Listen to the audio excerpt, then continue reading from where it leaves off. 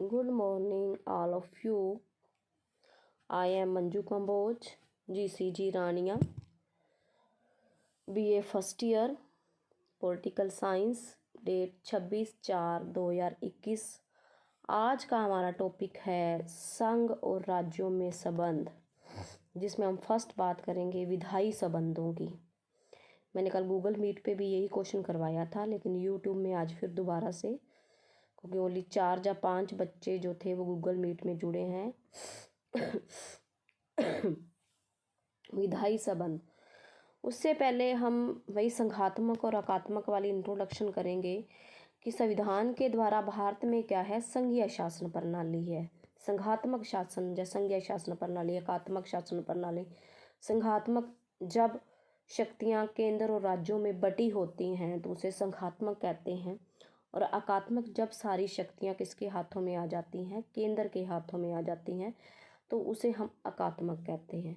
अगर हम बात करें तो भारत में 28 राज्य हैं जिनका अपना ही अस्तित्व है, जिनके लिए संविधान के द्वारा अलग अलग से विधानमंडल, कार्यपालिका, न्यायपालिका की क्या की गई है, व्यवस्था की गई है। अतः संविधान द्वारा संघ और राज्यों में शक्तियों का क्या किया गया है, विभाजन किया गया है। संघ अपने कार्य करता है, राज्य अपने कार्य करता है, कोई भी किसी के कार्यों में हस्तक्षेप नहीं करता। अतः भारतीय संविधान में संघ शब्द के स्थान पर अनुच्छेद 1 में जो यूनाइटेड ऑफ नेशन है उसको राज्यों के संघ शब्द का क्या किया गया, प्रयोग किया गया है। अतः इसमें दो बातें स्पष्ट हमें दिखाई देती हैं कि भारत में जो संघ का जो निर्माण है वो संयुक्त राज्य अमेरिका की तरह राज्यों के आपसी समझौते का परिणाम नहीं है, वरन राज्यों की सुरक्षा, उनके विकास के लिए संघीय व्यवस्था का सृजन और सभ्य संविधान द्वारा जो इसका वर्णन किया गया है, इसे समाप्त नहीं किया जा सकता। सेकंड है, इसमें जो हमारा आता है, सेकंड जो बात आती है कि राज्यों को संघ से पृथक होने का अधिकार नहीं है। संविधान ने यहाँ संघ सरकार की शासन व्यवस्था करी है, वहाँ पर राज्य सरकारों की शासन व्यवस्था का भी वर्णन किया है। अगर हम अमेरिका की बात करें तो अमेरिका में क्या है, अपना अलग से संविधान, अमेरिका राज्यों का अपना अलग से और देश का अपना अलग से संविधान है, परंतु हमारे भारत में ऐसा नहीं है। राज्यों को अपना अलग से संविधान बनाने का अधिकार तो दूर, उन्हें संविधान में संशोधन में पहल करने का भी अधिकार नहीं है। अतः भारतीय संविधान के निर्माता देश की एकता और अखंडता को बनाए रखने के लिए क्या थे, चिंतित थे, और इसी कारण से उन्होंने राज्यों के मुकाबले संघ को ज़्यादा शक्तियाँ दी हैं। अतः इसमें हम वर्णन करेंगे कि संघ और राज्यों के आपसी संबंधों का जो वर्णन है वो निम्न भागों में जो है बांटा गया है। फर्स्ट, रोल ऑफ विधायी संबंध उनके क्या है, सेकंड प्रशासनिक संबंध क्या है, और थर्ड है वित्तीय संबंध क्या है। सबसे पहले हम जो सेंटर स्टेट रिलेशन में जो करेंगे विधायी संबंध, विधायी संबंध का वर्णन जो है अनुच्छेद 245 से लेकर 255 तक किया गया है, 245 से 255 तक। अतः भारतीय संविधान के अनुसार क्या है, देश में एक संघीय सरकार की क्या की गई है, स्थापना की गई है, और इस शासन प्रणाली के अधीन शासन की समस्त जो शक्तियां होती हैं वो संघ सरकार तथा संघ की इकाइयों अर्थात राज्य सरकारों के बीच क्या है, बंटवारा है। जो विषय राष्ट्रीय महत्व के होते हैं उन विषयों पर काम करने का अधिकार किसको होता है, संघ सरकार को, और जो विषय स्थानीय महत्व के होते हैं उन विषयों पर काम करने का अधिकार किसको होता है, राज्यों को। अतः संविधान की जो 7वीं अनुसूची है उसमें विधायी विषयों को 3 सूचियों में या 3 भागों में बांटा गया है, जिसमें हम बात करेंगे यूनियन लिस्ट की संघीय सूची, संघीय सूची, संघ सूची की। मैं संघीय सूची की बात करूं तो मैंने पीछे आपको जो संघात्मक सरकार में भी ये विशेषता करवा रखी है आप लोगों को कि संघ सूची की अगर हम बात करें तो संघ सूची में 100 विषय हैं और मूल्यता क्या है, 97 विषय। ये विषय क्या होते हैं, राष्ट्रीय महत्व के होते हैं, और इन विषयों पर जो कानून बनाने का अधिकार होता है वो संसद सरकार को होता है, केंद्र को होता है। संसद द्वारा जो बनाए गए ऐसे कानून जो होते हैं सभी राज्यों तथा नागरिकों पर क्या होते हैं, समान रूप से लागू होते हैं। ये विषय कौन कौन से हैं, जैसे प्रतिरक्षा की बात करें, विदेशी मामलों की बात करें, रेलवे की बात करें, डाक बैंकिंग की बात करें, आयात निर्यात की बात करें, विदेशी अंतर्राष्ट्रीय व्यापार की बात करें, खाने हैं, खनिज हैं, इसके अलावा और काफ़ी सारे जो सीमा शुल्क, निर्यात शुल्क, राष्ट्रीय संग्रहालय, जनगणना, समाचार पत्रों का क्रय विक्रय, उत्पादन शुल्क, संपदा शुल्क आदि। अतः ये सारे विषय जो होते हैं ये यूनियन लिस्ट में आते हैं, संघ सूची में आते हैं। इन विषयों पर काम करने का अधिकार भी किनको होता है? ये विषय राष्ट्रीय महत्व के होते हैं और इन पर कानून कौन बनाता है? केंद्र सरकार जो होती है वो इस पर क्या बनाती है? कानून बनाती है। अतः सेकंड जो हमारा आता है वो स्टेट लिस्ट, राज्य सूची। राज्य सूची की अगर हम बात करें तो राज्य सूची में कुल 61 विषय हैं और मूल्यतः 66 विषय हैं। ये विषय क्या होते हैं? स्थानीय महत्व के होते हैं और इन पर काम करने का या कानून बनाने का अधिकार किनको होता है? राज्यों को, विधानमंडलों को दिया जाता है। राज्य के विधानमंडल ही इस पर क्या बनाते हैं? अपना कानून बनाते हैं। ये विषय निम्नलिखित हैं। सार्वजनिक व्यवस्था की अगर हम बात करें, पुलिस, जेलें, स्थानीय सरकार की बात करें, न्याय प्रशासन की बात करें, सार्वजनिक स्वास्थ्य सफाई की बात करें, कृषि की बात करें, सिंचाई की बात करें, पशुपालन की बात करें, अस्पताल, औषधालय की बात करें, भूमि कर की बात करें, मनोरंजन कर, व्यापार कर, विलासिता की जो वस्तुएं होती हैं वो, मंडियां, मेले, जंगली पशुओं की रक्षा करना, ग्राम सुधार इत्यादि। ये सारे विषय किस में आते हैं? स्थानीय महत्व में आते हैं और इन विषयों पर कानून बनाने का अधिकार किनको होता है? राज्य विधानमंडलों को होता है। उसके बाद अगला पॉइंट आता है हमारा समवर्ती सूची, कंट्रोल लिस्ट। आराम में इस सूची में कितने होते हैं? 47 विषय, लेकिन 42वें संशोधन के द्वारा 5 विषय और जोड़ दिए गए, जिसके परिणाम स्वरूप इस सूची के विषयों की संख्या कितनी होगी? 52। यद्यपि ये विषय स्थानीय महत्व के ही हैं, परंतु यह अनुभव किया जाता है कि इन विषयों के संबंध में समान कानून बनाए जाएं तो उसमें देश में एकता की भावना बढ़ेगी, जनता का कल्याण होगा। अतः इस कारण से इस सूची में दिए गए विषयों के संबंध में संसद को भी कानून बनाने का अधिकार है और राज्य सरकार दोनों को कानून बनाने का अधिकार है, लेकिन प्राथमिकता जो दी जाती है वो संघ सरकार को दी जाती है। उदाहरण के रूप में अगर मैं बात करूं, किसी विषय पर कानून बनाना है, उस विषय पर कानून बनाने का अधिकार केंद्र और राज्य दोनों को है, लेकिन अगर दोनों में विवाद हो जाता है, कोई झगड़ा हो जाता है, तो उस विषय पर कानून बनाने का अधिकार किसको होता है? केंद्र सरकार को होता है। अतः केंद्र सरकार को क्या दी जाती है? प्रमुखता दी जाती है। इस सूची में विषय आते हैं जैसे विवाह की बात करें, विवाह विच्छेद की बात करें, दंड विधि की बात करें, दीवानी कानूनों की बात करें, समाचार पत्रों की बात करें, पुस्तकों की बात करें, छपवाने की बात करें, बिजली मिलावट, आर्थिक सामाजिक योजना, जन्म मरण के आंकड़े इकट्ठे करना, श्रम कल्याण, मूल्य नियंत्रण, रोजगार और बेरोजगारी। ये जो विषय हैं ये आते हैं समवर्ती सूची में और इन विषयों पर काम करने का अधिकार केंद्र को भी होता है और राज्यों को भी होता है और ये स्थानीय विषय होते हैं।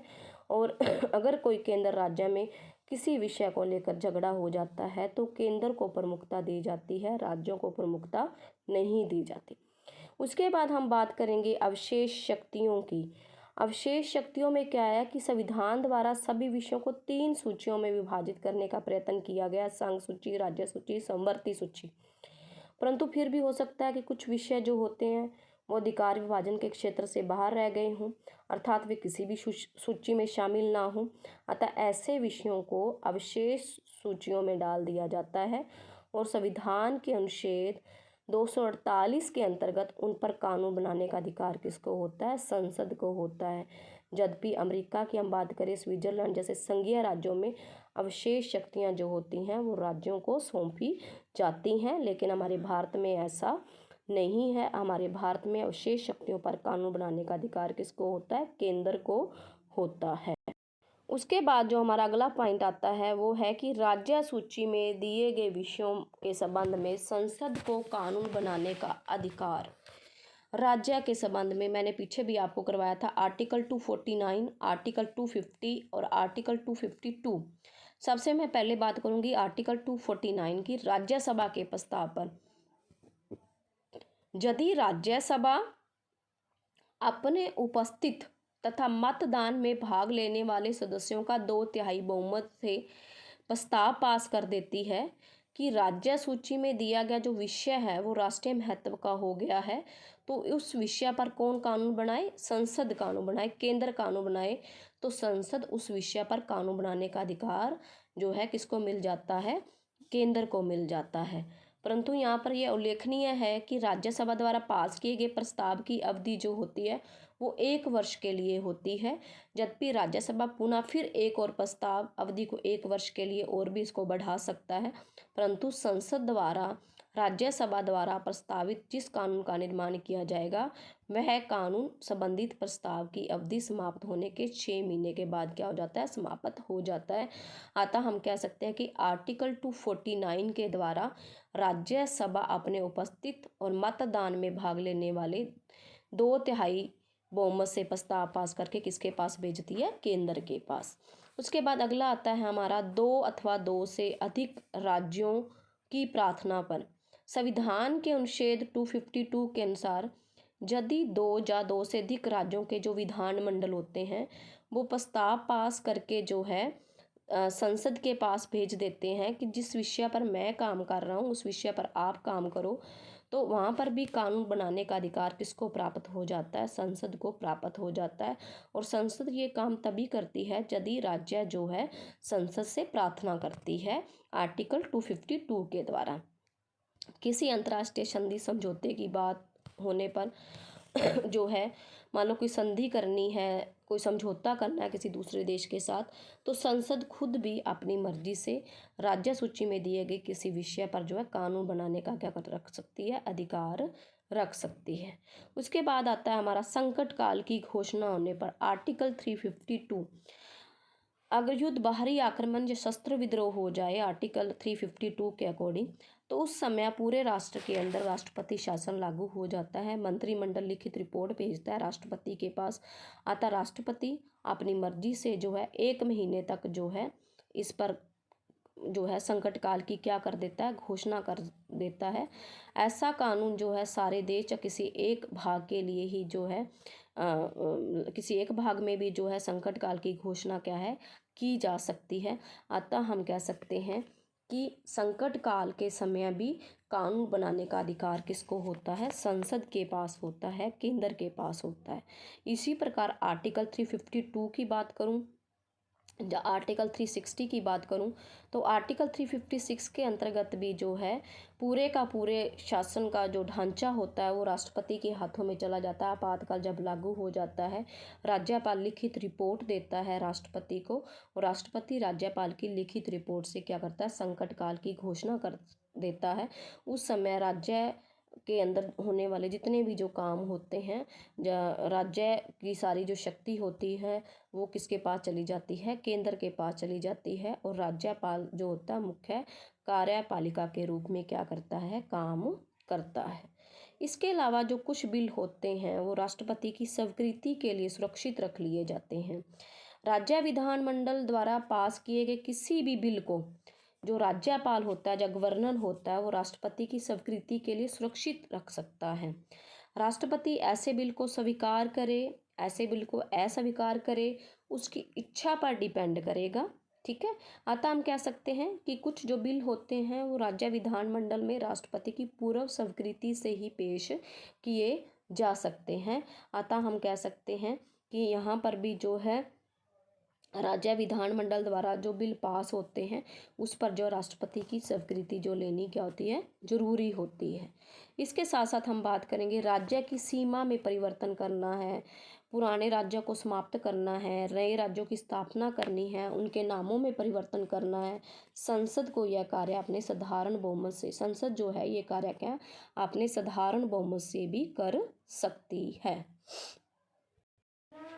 अतः राज्य की सीमा में परिवर्तन करना, उदाहरण के रूप में जैसे बम्बई राज्य का गुजरात तथा महाराष्ट्र में विभाजन, पंजाब राज्य का पंजाब, हरियाणा तथा हिमाचल में विभाजन, तथा 84 संवैधानिक संशोधन द्वारा जो है मध्य प्रदेश का विभाजन कर छत्तीसगढ़ बनाया गया, उत्तर प्रदेश का विभाजन कर उत्तराखंड और बिहार का विभाजन कर झारखंड राज्य का क्या किया गया? निर्माण इसी बात के क्या है? उदाहरण है। अतः हम कह सकते हैं कि संसद को राज्यों के नाम बदलने का भी क्या है, अधिकार प्राप्त है। लास्ट जो हमारा पॉइंट आता है वो है विधान परिषद की स्थापना करना या उसको समाप्त करना। यदि किसी राज्य की विधानसभा अपने राज्य में विधान परिषद की स्थापना करवाना चाहती है या उसको समाप्त करना चाहती है तो केंद्र को जो है ऐसा करने के लिए प्रार्थना कर सकती है। अतः हम कह सकते हैं कि केंद्र के पास यह भी शक्ति है कि जो विधान परिषद की स्थापना भी कर सकती है और उसको समाप्त भी कर सकती है। अतः हम कह सकते हैं कि विधायी क्षेत्र में केंद्र राज्यों के मुकाबले में क्या है, बहुत अधिक शक्तिशाली है। अर्थात विधायी शक्तियों में केंद्र को जो है ज़्यादा शक्ति दी गई है, राज्यों को कम शक्ति दी गई है। आज के लिए बेटा इतना ही। कल हम करेंगे संघ और राज्य के प्रशासनिक संबंध क्या हैं, इसके बारे में हम चर्चा करेंगे। आज के लिए इतना ही। धन्यवाद।